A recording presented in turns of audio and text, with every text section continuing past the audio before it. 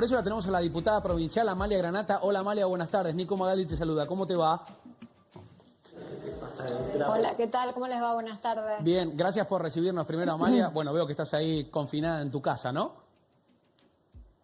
Sí, cumpliendo la cuarentena como el presidente dijo y debe ser, ¿no? Me parece perfecto. Ahora, ¿qué opinas de esto que recién decíamos? No sé si llegaste a escuchar de una posible extensión de lo que sea el 13 de abril. ¿Crees que puede llegar a ser algo real? ¿Crees que debería ser así? ¿Cómo ves la situación hasta ahora? Mira, nuestro país tiene una situación muy compleja porque, a ver, entiendo que la medida es correcta y que hoy los expertos, los cuales, por lo menos yo vengo escuchando y acatando lo que dicen, que la mejor vacuna y la mejor manera de protegernos entre todos es quedarnos en nuestra casa, la cuarentena, pero Argentina tiene una situación social y económica que cada vez se está empeorando más y que la gente, más allá del tema salud, que es lo primordial, obviamente cuidar la vida, entra también en una situación crítica que tiene que ver con respecto a lo económico y básicamente a comer. Hay gente que hoy ya no tiene para comer y está esperando que el ejército le lleve un plato de comida caliente. Entonces, sí, lo mostramos ayer. La situación se va a agravar cada vez más y eso es lo que preocupa. O sea, nosotros no tenemos la espalda quizás que tiene Londres, que tiene Alemania, que tiene España. Nosotros somos Argentina, donde el 40%, y hoy, ayer dieron las cifras, aumentó la pobreza. Más del 40% de la gente es pobre. 16 millones de argentinos. No tiene las 4 comidas diarias. Digo, 16 millones de argentinos en la pobreza, en una situación de pandemia, ya de una crisis económica, 27 meses de recesión. Tiene la crisis social y la crisis sanitaria. Ahora, Amalia, ¿qué se puede motivar? Ustedes están contactados seguramente por redes sociales con el resto de los legisladores provinciales. ¿Han propuesto algo dentro de la provincia que tiene 144 casos? Mira, nosotros, en realidad, yo sigo trabajando normalmente. Yo la semana pasada tuve sesión y el martes tuvimos sesión.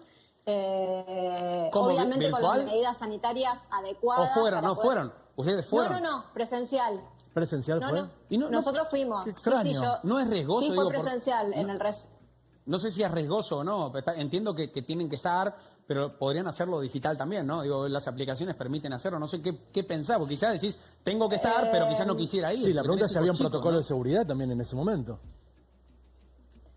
Sí, había un protocolo de seguridad, nos desinfectaban a nosotros cada vez que entrábamos al recinto, nos ponían en los zapatos, alcohol en gel todo el tiempo, o sea, sí, estaban las medidas sanitarias adecuadas, pero justamente una de las cosas que fuimos a votar el martes tiene que ver con otorgarle al gobernador 15.000 millones de pesos que van a ser destinados a la lucha contra el coronavirus. Y obviamente ameritaba que estemos ahí y fuimos, siempre y cuando, te repito, tomando los recaudos sanitarios que hay que tomar. Ahora, justamente cuando fuimos, hicimos un escrito con una modificación del reglamento porque entendemos que la cuarentena puede llegar a seguir para poder empezar a trabajar en forma online o en videollamadas y no dejar de concurrir un segundo, a las comisiones. Amalia, un segundo. Esto es importante. Ustedes ya contemplan que la cuarentena puede llegar a seguir, que me parece, recién charlamos con un argentino en Wuhan, tuvieron 2 meses de cuarentena y la liberación es paulatina, recién tienen el permiso para ir a trabajar, que acá muchos lo tenemos, por eso podemos estar trabajando, pero allá no fue así, se cerró la ciudad directamente. Ustedes ya contemplan una extensión de cuarentena, por lo menos para prepararse.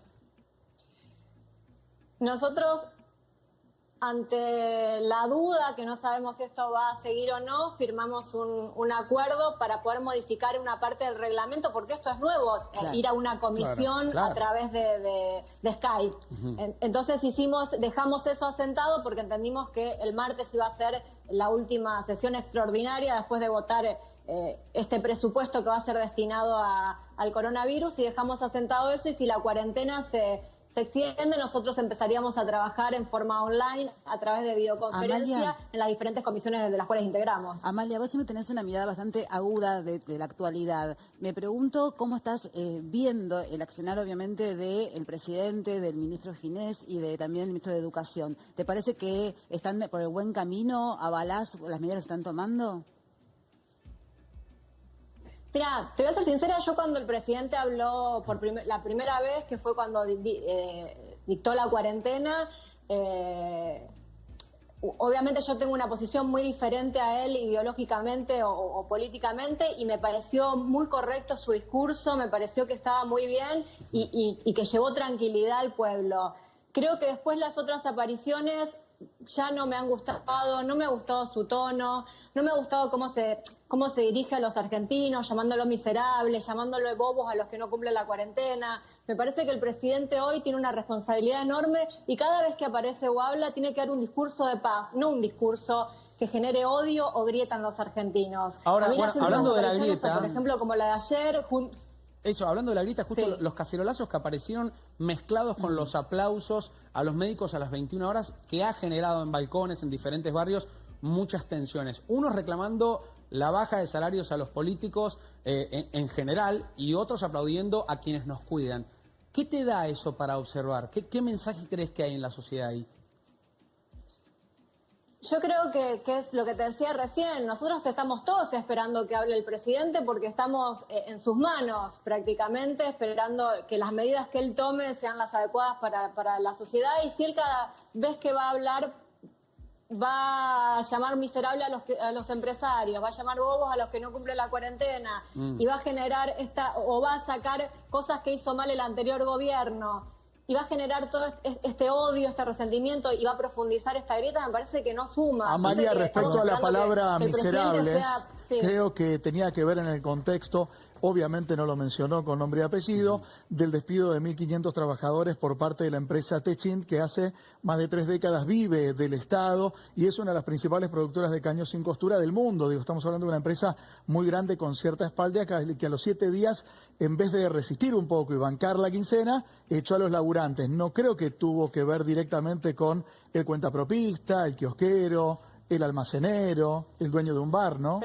Pero él llamó a los empresarios miserables, y si se refería a una persona puntual, ni siquiera lo tiene que hacer público, lo tiene que llamar por teléfono, que entiendo que se puede poder comunicar con esa persona específica y decirle las cosas que están sucediendo y cómo son en una reunión privada. Me parece que el mensaje que tiene que dar Alberto tiene que ser de un tono más moderado, claro, yo entiendo sin soberbia, vos, Amalia, y menos agresivo, porque estamos todos preocupados. Creo que haces mucho hincapié en el tono, que debe ser muy difícil por las tensiones que se manejan, estar en los zapatos del presidente o de cualquier funcionario también como vos, ¿no? Hay que estar, digo, lo que uno va manejando, cada hilo que se toca en la Argentina para arreglar o para destruir, es muy complejo. Preguntarte a vos directamente, Amalia Granata, como diputado hoy en el ejercicio que estás haciendo, este reclamo de cacerolazo casi como un pedido moral a los funcionarios a bajarse el sueldo, como han hecho algunos intendentes o gobernadores en diferentes provincias.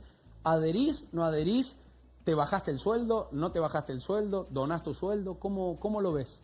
Nosotros el martes, antes de entrar a la sesión, tenemos una reunión que se llama, que es la parlamentaria, donde nos reunimos los presidentes de bloque y acordamos lo que se va a tratar en la sesión. Y en esa reunión acordamos bajarnos el sueldo a un 50%.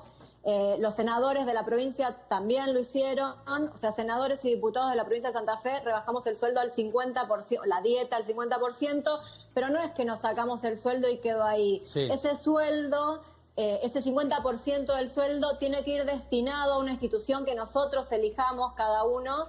¿Y qué elegiste? Que obviamente esté luchando con...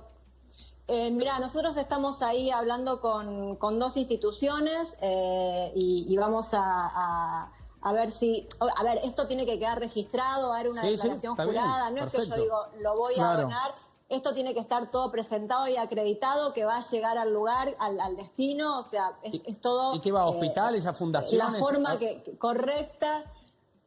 Cada diputado va a elegir a dónde lo destina. Nosotros lo íbamos a destinar, estamos ahí hablando, porque hay muchos lugares que necesitan el dinero. Sí, al Banco de Alimentos. Al Banco de Alimentos, y después teníamos un comedor en una localidad cercana a Rosario que le da de comer a más de 40 ¿Por cuánto tiempo, Amalia? ¿Por cuánto tiempo? Porque hay algunas otras también casas legislativas que lo hicieron por 3 meses. O sea, no para siempre, sino por un plazo corto. Nosotros lo hicimos hasta julio, y más allá de que nosotros en enero decidimos congelar el sueldo, así que tenemos el sueldo congelado. No, cuando hubo paritaria nosotros no nos aumentamos el sueldo, así que tenemos el sueldo congelado y hasta el receso que es en julio, vamos a aportar el 50%. Hay que ver si es extensivo también a otros funcionarios, ¿no? a la ¿Reclamás lo mismo para otros colegas tuyos a nivel nación? El otro día tenemos al ministro de Educación y se lo pregunté 3, 4 veces y decía como que esperaba la orden del presidente, no fue por motu propio, decir yo me lo bajo y ya está. ¿Lo haces extensivo? ¿Haces un pedido público al resto de los funcionarios? Quizá como un gesto moral, ¿no? Lo que significa. Es que en realidad es un gesto moral. Yo no creo que la reducción de la dieta vaya a modificar la economía de Argentina. Yo creo que es un gesto y un gesto que la gente reclama por el enojo que tenemos con la política. Y yo los entiendo, porque yo hace 3 meses que soy diputada y yo tengo el mismo enojo. Yo siento que se han mandado muchas macanas los políticos, por eso hoy tenemos más de un 40% de gente que vive en la indigencia y que es pobre. Entonces entiendo ese Pero en este momento, Amalia, ¿te parece oportuno? Y por eso me parece que el gesto lo tenemos que hacer todos. Amalia, te lo pregunto sabiendo, digamos, de tu mirada crítica siempre y tu deseo de contribuir desde otro lugar con la política. Vimos una foto de Rodríguez Larreta, que también es político, hay que decirlo, jefe de gobierno de la ciudad, con el presidente y el gobernador bonaerense, dándonos cuenta de que tal vez estamos en una instancia donde la política se puso a la altura de las circunstancias. En este momento hay tanta mirada crítica con el político, o por lo menos la población dice, bueno, me parece que se están anoticiando de que necesitamos de ellos.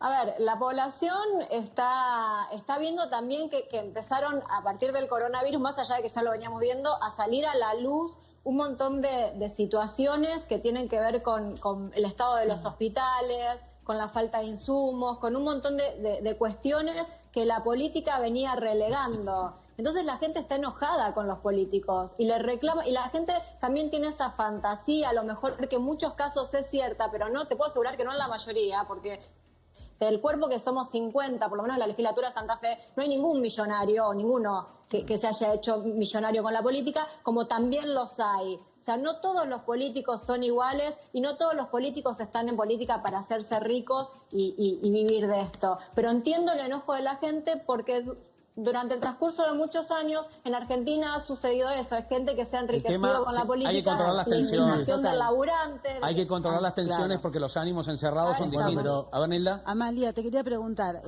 quizás nosotros también empezamos temprano con los cuidados, obviamente, pero también no tuvimos dimensión a lo mejor de esta pandemia que se venía. Te quiero preguntar por ese tuit, de alguna forma desafortunado, para mí, según mi mirada, que tuviste en su momento donde decías, quisieron legalizar la muerte y la muerte vino a visitarlos. Hoy, a la distancia, con lo que está pasando, de alguna forma, ¿cuál es tu mirada sobre esto? Mira, es que yo creo que este virus no es por nada, no apareció en el mundo porque sí. Yo tengo una mirada que este virus vino a ponernos un stop y a enseñarnos un montón de cosas. Creo que veníamos en una vorágine de mundo muy agresivo, muy violento. Entre los seres humanos mismos nos estábamos matando, las violaciones, los femicidios, las agresiones. El mundo...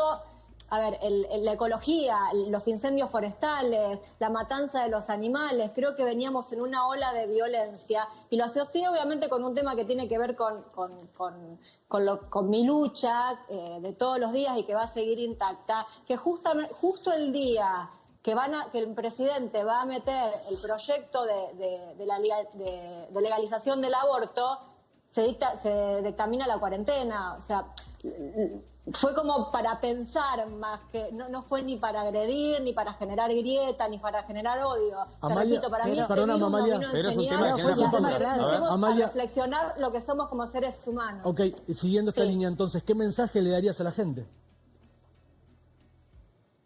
¿Qué pensás que qué? Perdón. ¿Qué mensaje le dirías a la gente? Estás hablando de algo puntual, entonces, el por qué, qué le dirías, qué pasó. No, yo le diría que empecemos a darnos cuenta en dónde estábamos viviendo y cómo estábamos viviendo y lo mal que nos estábamos haciendo, sobre todo entre seres humanos. Me parece que es un momento de reflexión y de empezar a ver un montón de cosas que nos están sucediendo. Amalia, como vos decís, todo esto también, la violencia, no es algo que queda al margen. Digo, si bien escuchás un cacerolazo, los casos de violencia de género no se han tomado cuarentena, todo lo contrario, han empeorado con la cuarentena. Y es algo a lo cual hay que resolver de manera urgente esas mujeres que están en sus casas con los abusadores, golpeadores, violentos, asesinos. Digo, también como diputada, ¿cómo se está trabajando en esto que también ya era una emergencia y ahora es algo realmente urgente para salvar esas vidas potenciales víctimas, fatales? Bueno, nosotros estuvimos difundiendo a través de las redes el teléfono, obviamente, donde se pueden comunicar. Y también entendimos que es muy difícil para la víctima que está dentro de su casa llamar por teléfono, claro, teniendo al violador o al maltratador al lado de ella. Por eso lo que hicieron con el tema de los barbijos rojos y poder salir, ir a una farmacia. Sí, el tema es que también, que se creó, quizás el que parece, lo lleva es el propio agresor, quizás es el que lo lleva a la farmacia a comprar ese barbijo rojo y da. Acá hay un número de WhatsApp que estamos poniendo, son 2 números. Porque obviamente también estamos comprometidos mientras hablamos con Amalia sobre el tema de la violencia de género, para combatir la violencia de género. Estos 2 números de WhatsApp, si tenés una amiga, una conocida, alguien que sufra violencia de género, anotá, registrá este número, compartilo, porque quizá también es una manera de que con un mensaje de texto dentro de un WhatsApp, digo, apoyándome en estas cifras, ¿no, Nilda? A ver que tenemos números, a ver. Sí, tenemos cifras. Sabemos que en lo que va, bueno, lo que terminó en marzo, fueron 24 los femicidios. 24. Hay una cifra que está como en dudas, que son 9 dentro de cuarentena, pero en realidad van a ser 12. Eso es falta de la comprobación, si se quiere, de una comprobación legal de carátula. Pero en realidad se dice se sospecha son, que... Claro, son 12, 9 son los que ya tienen la carátula de femicidio. Lo interesante de esto también, y lo monstruoso, es que en general de esa cifra, el 65% fue hecho por su pareja o su expareja. Tremendo. O sea, vos tenés que cuidarte de la pandemia, no podés salir de tu casa, estás seguramente cuidando a tu hijo o a tus hijos, no tenés forma ni siquiera de dinero, ni vas a trabajar, ni nada, estás aislada y tenés el peligro dentro de tu casa.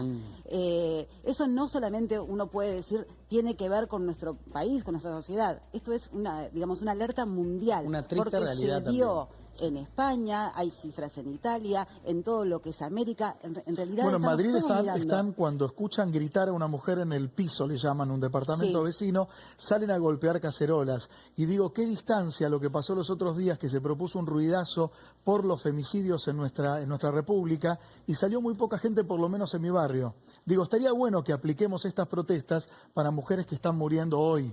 Sí, ¿no? Además es muy tremendo, muy difícil. Por eso es importante además está hablarlo. La línea 144 que está recibiendo cada vez más llamadas. Muchísimas Nosotros en llamadas. producción ayer nos preguntábamos cuántas llamadas se reciben y tengo acá la cifra que ¿Cuántas son? Sí, es alrededor de 2.500, voy a hacer un número redondo porque tienen más cifras, obviamente. En la primera semana de marzo, antes de la cuarentena, estaban recibiendo alrededor de 2.500 llamadas al 144, provincia de Buenos Aires.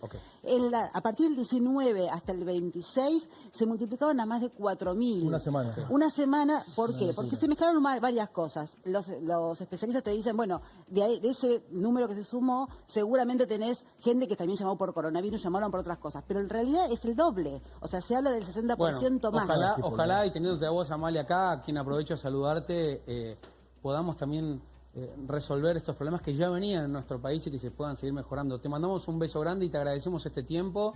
Bueno, y a respetar la cuarentena también en familia.